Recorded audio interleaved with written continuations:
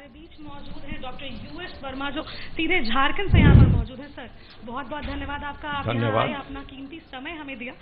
मैं शुरुआत करूंगी सर कि कोरोना के दौरान आपका जो नाम है, आप काफी चर्चित हैं पहले से भी, लेकिन कोविड के दौरान, जैसा हमारे सहयोगी दीपक ने भी अभी बताया कि कोविड के दौरान एक संजीवनी बूटी जिसे कह लीजिए UV66 जो आपने ही बनाया था, इससे काफी लोगों को राहत मिली और कहा जाता है कि संजीवनी का काम किया।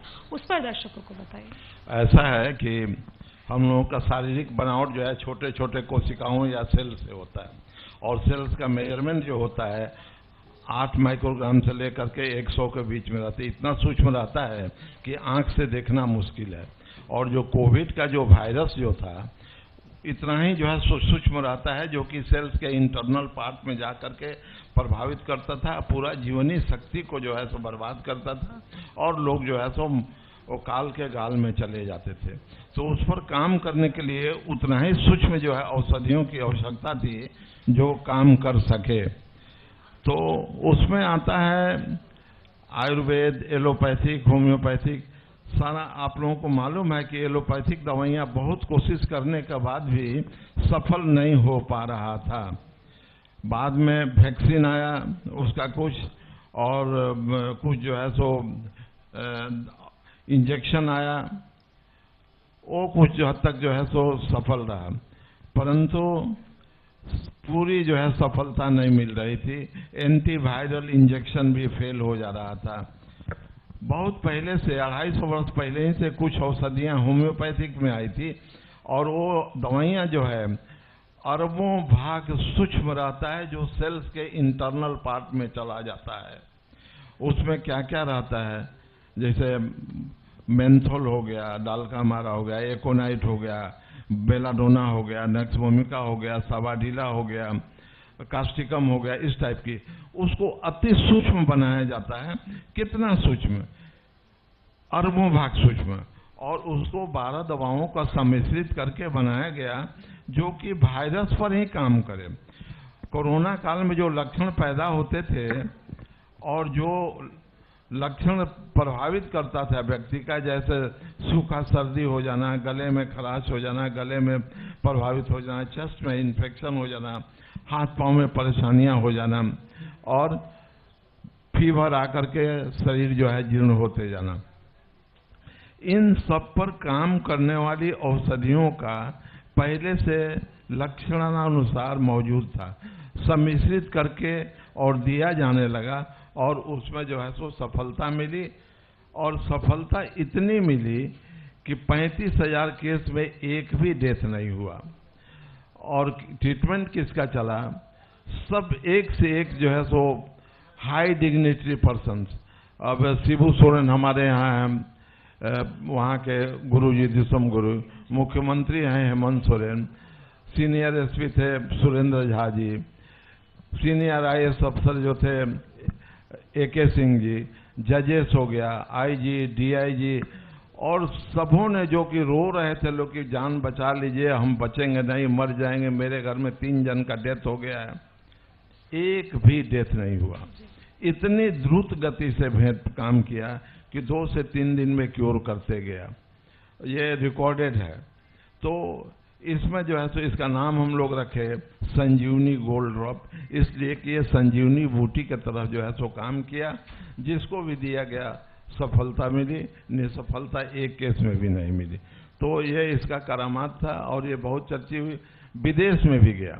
इलाहाबाद से आकर के कुछ लोग ले गए कि विदेश में, वहाँ हमारे 5 जन थे, 3 जन का डेथ हो गया ऑस्ट्रेलिया में, स्विट्जरलैंड में। तो कभी कभी जो स्पेशल फ्लाइट जो जाता था उसमें लोग हैंड से कैरी करके ले गए और दिए, और सफलता मिली। उड़ीसा हो गया, बिहार हो गया, आपको झारखंड हो गया, बंगाल हो गया, यूपी हो गया, यहाँ पर सभी जगह जो है सो वो इसकी सफलता मिली। तो ये रहा होम्योपैथिक सम्मिश्रित दवाओं का। देखो, आयुर्वेद हो गया, होम्योपैथिक दवा हो गया, एलोपैथिक हो गया, यूनानी हो गया, सब अपने अपने स्थान पर जो है सो सही है।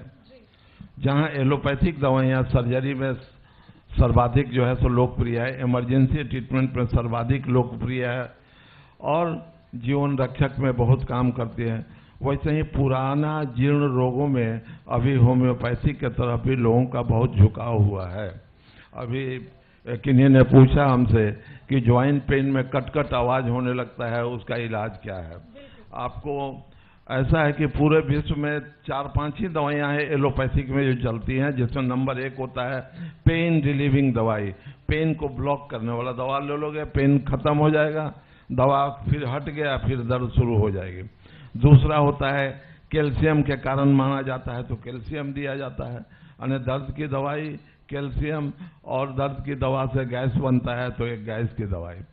कुछ दवाइयाँ नाम बदल करके लिखा जाता है, पर मेन यही रहता है यूरिक एसिड बढ़ गया तो फिर उसके लिए यूरिक एसिड के लिए दवाइयाँ जो है सो अलग से। डॉक्टर, होम्योपैथिक और एलोपैथिक दोनों में आपने महारत हासिल की है जी। फिर भी अगर प्राथमिकता की बात करें होम्योपैथिक या एलोपैथिक में, तो आप किसे आगे देंगे? आपने बड़ा ही उत्तम प्रश्न किया। एलोपैथिक में जैसा हमने बता दिया है कि इमरजेंसी के केस में बहुत अच्छी है, उससे कोई नहीं है। पुराना असाध्य रोगों के लिए होम्योपैथिक से बढ़ करके विश्व में कोई इलाज नहीं है। आप मानो यहाँ मस्सा निकल गया, मस्सा निकल गया, मस्सा निकल गया। एलोपैथ में हम लोग मेडिकल कॉलेज में पूरा इसको काट काट के हटाते थे इलेक्ट्रोडेसिकेटर मशीन से, फिर कुछ दिन के बाद दोबारा जो है सो हो जाता था। जबकि पूरे विश्व में जितना वाट निकलता है, सिर्फ 2 बूंद थूजा नाम की दवा एक खुराक दे दिया जाए, पूरा का पूरा खत्म हो जाएगा। 75% अइला मसा का एक ही दवा है, वो है थूजा, सीएम पोटेंसी का 2 बूंद। तो वहाँ वो महारत है उसको हासिल, वो दवाइयाँ अधिक कारगर है। ज्वाइंट पेन में होम्योपैथिक दवाई अधिक कारगर है, क्योंकि जो कटकट आवाज होने का लक्षण जो जिस औषधियों में है, औषधि का लक्षण को मिलान करके दिया जाता है और बिल्कुल जो है सो सही काम करेगी। तो दोनों में आप कंपेयर करने की बात करें, जहां हम लोग देखते हैं कि जिस औषधियां की अधिक आवश्यकता है, अधिक कारगर सिद्ध होगा, उसको देते हैं। पुराना असाध्य रोग में होम्योपैथिक दवाई सर्वोपरि है। तो होम्योपैथिक दवाई अभी भी लोग सोचते हैं कि नहीं, एलोपैथिक डॉक्टर या एलोपैथिक को ज्यादा प्रेफरेंस देते हैं कंपैरेटिवली होम्योपैथिक जो इलाज, अगर पुराने इलाज की बात करें, अभी कुछ देर पहले आपने हड्डी के इलाज की बात करी, तो लोग कहते हैं कि ऑपरेशन करा लिया जाए या फिर मस्से की बात की जाए, तो क्या होम्योपैथिक सच में इसके लिए इलाजरत है? ऐसा है कि होम्योपैथिक दवाइयाँ अच्छे चिकित्सक मिल जाए, अच्छी दवाइयाँ मिल जाए तो बहुत सारे रोगों को परमानेंट इलाज हो सकता है। जोड़ों का दर्द के लिए होम्योपैथिक दवाई बहुत ही कारगर है। अब जैसे सिंपल सी बात है, अभी परसों की बात है, एक पेशेंट आया था कि मेरे बदन हाथ में पूरा दर्द रहता है, सुबह मैं उठता हूँ, चल नहीं पाता हूँ, पर दिन भर फिर चलते चलते आराम हो जाता है। उसमें एक ही दवाई आता है रस्टक्स, 2 बूंद दे दिया गया, छूमंतर हो गया, चला गया। एलोपैथिक में हम क्या करेंगे? पेन ब्लॉकिंग एजेंट देंगे, फिर कैल्शियम की दवा देंगे, विटामिन देंगे। जबकि लक्षण मिल गया तो होम्योपैथिक दवाई से बढ़ करके कोई है नहीं। और अभी लोगों की जागरूकता भी बढ़ी है। कोरोना काल के बाद से आयुर्वेद में और होम्योपैथिक में लोगों का बहुत झुकाव हुआ है। चूंकि मैं दोनों का पढ़ाई शिक्षा ग्रहण तो रांची से, ये पटना से ही होम्योपैथी का किया था, MBBS RMCH रांची से किया, MD रांची से किया, तो दोनों को कंपेयर करके देखने से मालूम होता है और उसमें यही देखा जाता है कि कौन सी दवा किस रोग में अधिक कारगर सिद्ध होगा और जल्द जो है सो फायदा पहुंचाएगा, तो उसमें उसी को दिया जाता है। डॉक्टर, बिहार के स्वास्थ्य व्यवस्था की बात हमने की है कि झारखंड से आप आते हैं, झारखंड की स्वास्थ्य व्यवस्था को कैसे बेहतर बनाया जा सकता है? और उसमें ये आप बहुत बड़ी बात बता दी है जो सामने नहीं आता है अनेक बार, और अभी जो हम बात कर रहे थे इसी को फिर रखेंगे जी। आप बड़ी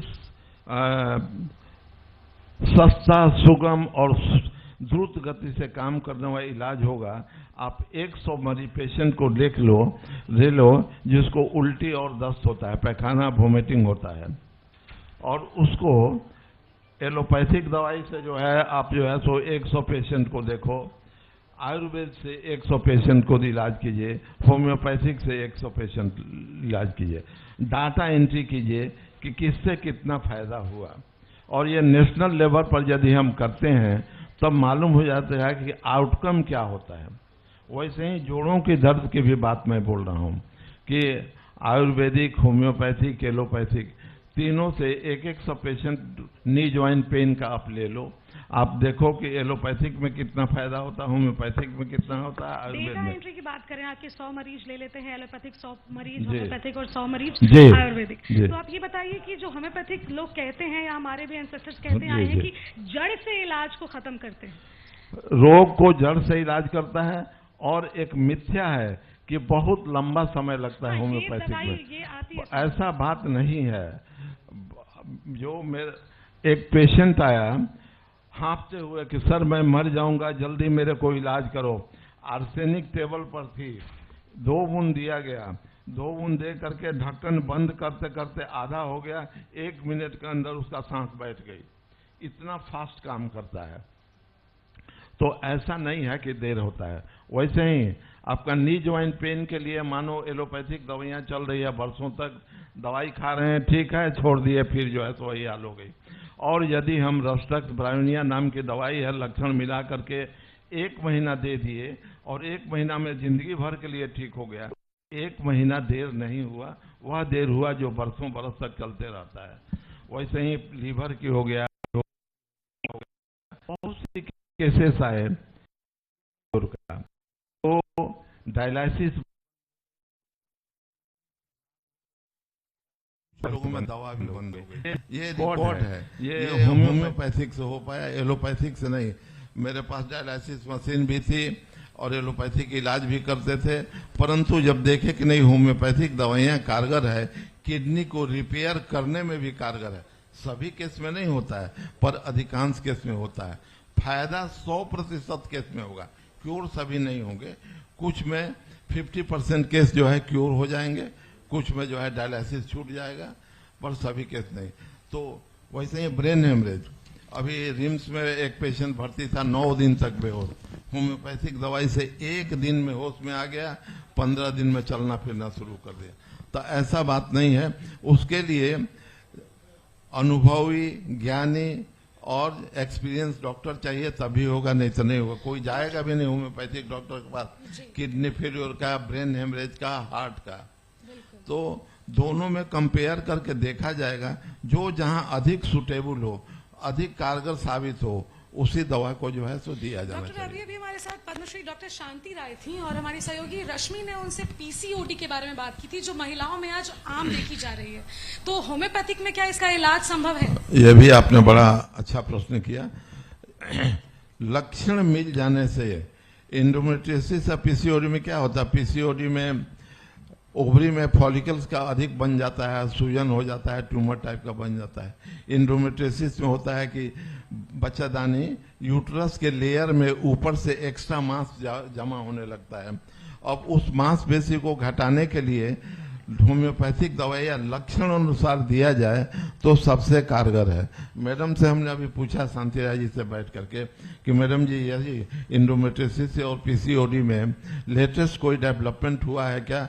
क्योंकि अभी बच्चियों में जिसका उम्र 18 वर्ष, 20 वर्ष, 25 वर्ष होते होते बहुत सा केस आ रहा है।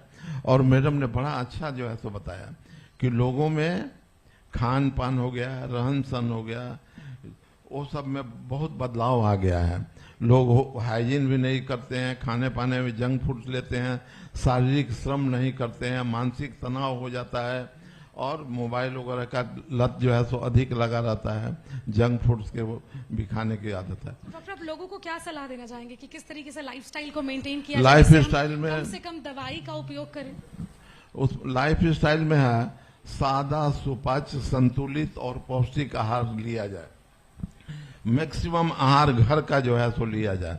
रोड साइड फूड्स वगैरह कभी कल जो है सो बात बनती है, पर घर का जो है सो खाना खाया जाए, पानी अधिक पिया जाए, ओरल हाइजीन का जो है सो ध्यान दिया जाए, मानसिक तनाव से दूर रहा जाए, और बॉडी वेट को मेंटेन किया जाए। जब तक आप जो है शारीरिक श्रम नहीं करेंगे नहीं होगा।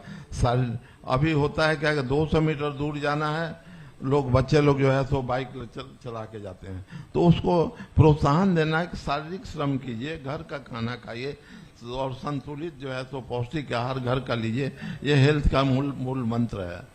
तो इसको यदि ध्यान दिया जाएगा तो बहुत सा रोगों से बचा जा सकता है। डॉक्टर, मैं आपका बहुत बहुत धन्यवाद करना चाहूंगी आपके कीमती समय के लिए। आपने लोगों को काफी अच्छी बातें बताई, होम्योपैथिक की दवाइयां, एलोपैथिक की दवाइयां, सभी की जानकारी आपने दी। मैं आपका बहुत बहुत धन्यवाद करना चाहूंगी। आपको भी बहुत बहुत धन्यवाद।